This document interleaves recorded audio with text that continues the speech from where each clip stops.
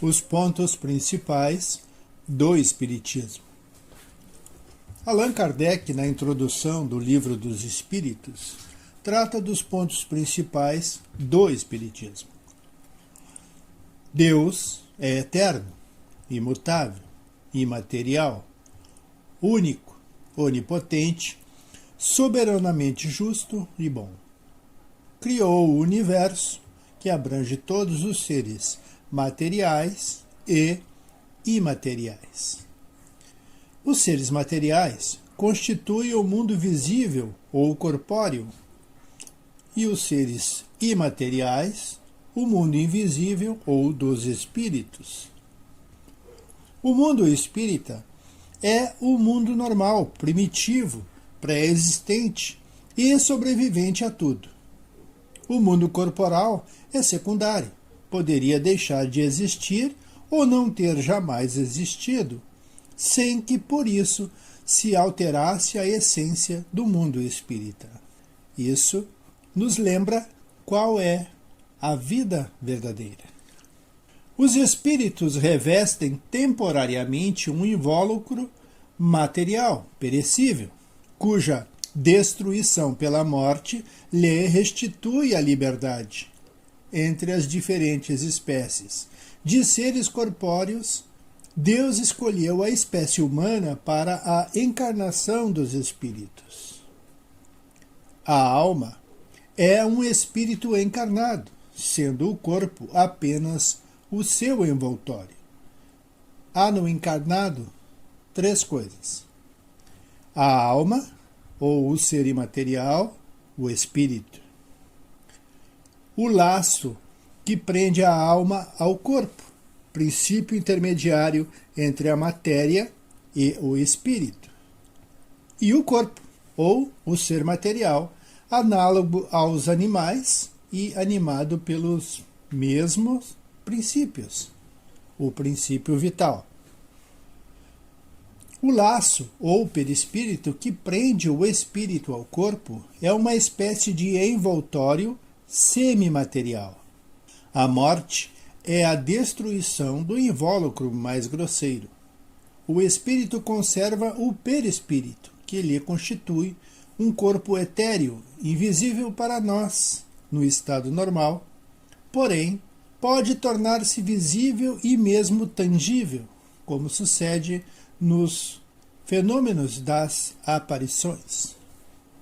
O espírito não é, pois, um ser abstrato, indefinido, só possível de conceber-se pelo pensamento.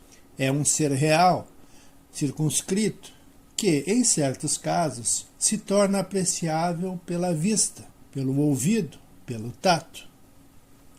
Os espíritos pertencem a diferentes classes e não estão iguais, nem em poder, nem em inteligência, nem em saber, muito menos em moralidade.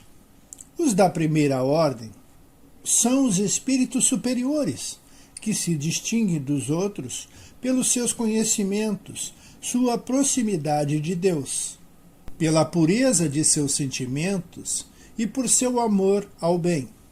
São os anjos, ou espíritos puros. Os das outras classes se acham cada vez mais distante dessa perfeição relativa. Mostram-se os da categorias inferiores, na sua maioria, contaminados de paixões, ódio, inveja, ciúme, orgulho e outros. Os espíritos não ocupam perpetuamente a mesma categoria.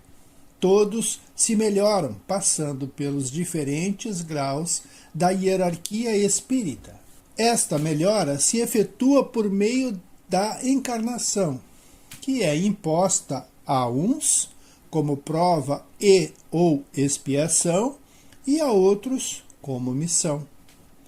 A vida material é uma prova que lhe cumpre experienciar repetidamente até que haja atingido a perfeição moral. Deixando o corpo, a alma volta ao mundo dos espíritos, donde saíra para passar por nova existência material, após um lapso de tempo mais ou menos longo, durante o qual permanece em estado de espírito errante.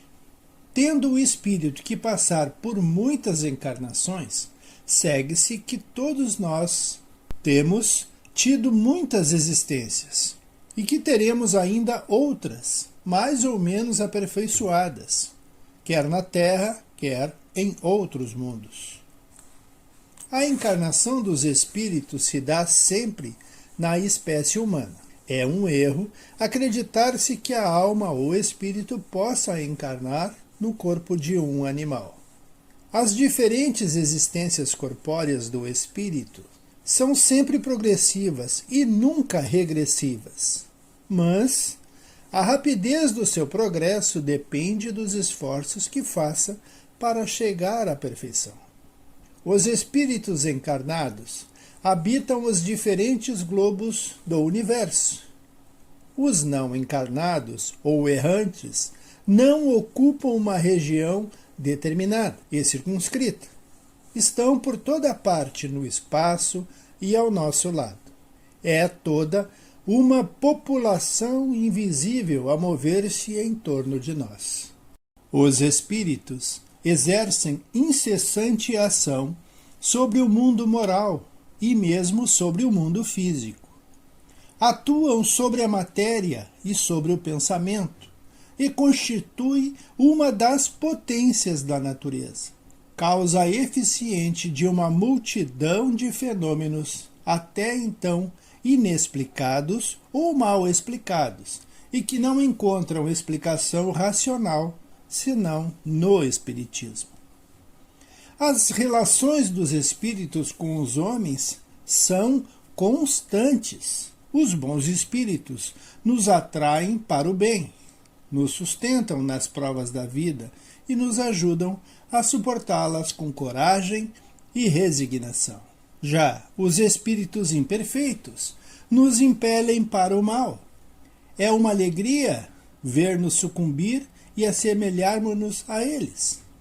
As comunicações dos espíritos com os homens são ocultas ou ostensivas.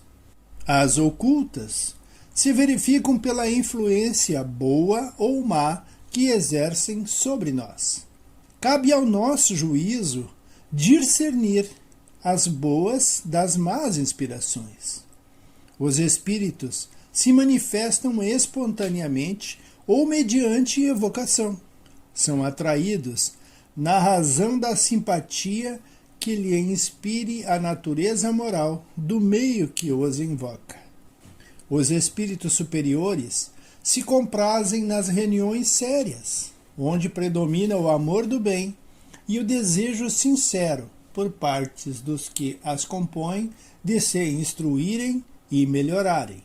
A presença deles afasta os espíritos inferiores, que, inversamente, encontram livre acesso e podem obrar com toda a liberdade entre pessoas frívolas ou impelidas unicamente pela curiosidade e onde quer que existam maus instintos. A moral dos espíritos superiores se resume como a do Cristo nesta máxima evangélica: fazer aos outros o que quereríamos que os outros nos fizessem, isto é, fazer o bem e não o mal. Neste princípio, encontra o homem uma regra universal de proceder, mesmo para as suas menores ações. Ensinam finalmente que, no mundo dos espíritos, nada podendo ocultar, o hipócrita será desmascarado, e que a presença inevitável de todos os instantes daqueles para com quem houvermos procedido mal constitui um dos castigos, corrigendas, que nos estão reservados. Mas ensinam também não haver faltas imperdoáveis, que a expiação não possa apagar. Todo homem, nas diferentes existências, lhe é permitido avançar conforme aos seus desejos e esforços, para a perfeição relativa, que é o seu destino final. É um resumo da doutrina espírita e o enfoque dos seus principais pontos. Ficamos por aqui, agradecidos e pedindo que Jesus esteja sempre conosco.